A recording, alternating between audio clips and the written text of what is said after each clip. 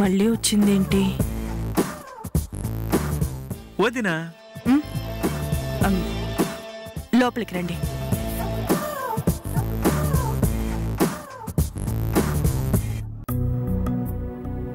కూర్చోండి.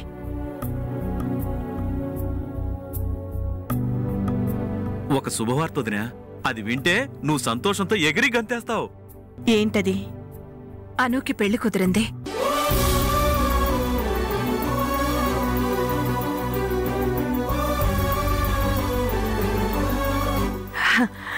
చాలా చాలా సంతోషం. సంతోషమని సరిపెట్టడం కాదు మీనాక్షి, ఊరంతా మెచ్చుకునే విధంగా అను పెళ్లి నువ్వు దేవ్ కలిసి ఘనంగా చేయాలి. అవునదినా, వాసుదేవ్ మీనాక్షుల కూతురు పెళ్ళంటే మామూలు విషయమే ఏంటి? ఊరంతా ఆ పెళ్లికి కదలొచ్చి 10 కాలాల పాటు గొప్పగా చెప్పుకునేంత బ్రహ్మాండంగా చెయ్యాలి.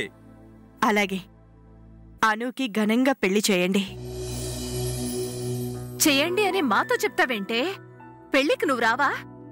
ఆ హడవిడంతా దగ్గరుండి చూసుకోవా? అను పెళ్లికి నువ్వు లేకపోతే ఎలా వదినా?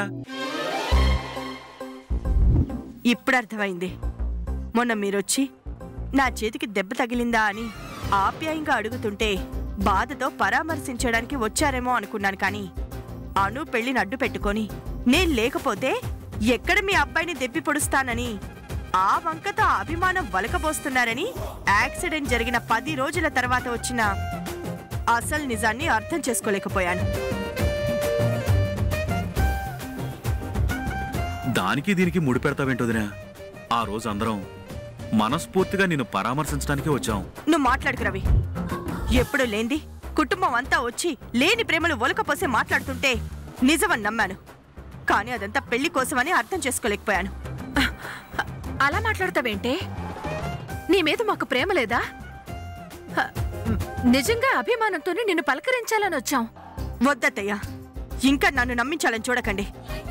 మీరెందుకొచ్చారో నాకు ఇప్పుడు తెలిసింది. మీరెలాంటి ఆశలేం పెట్టుకోకండి.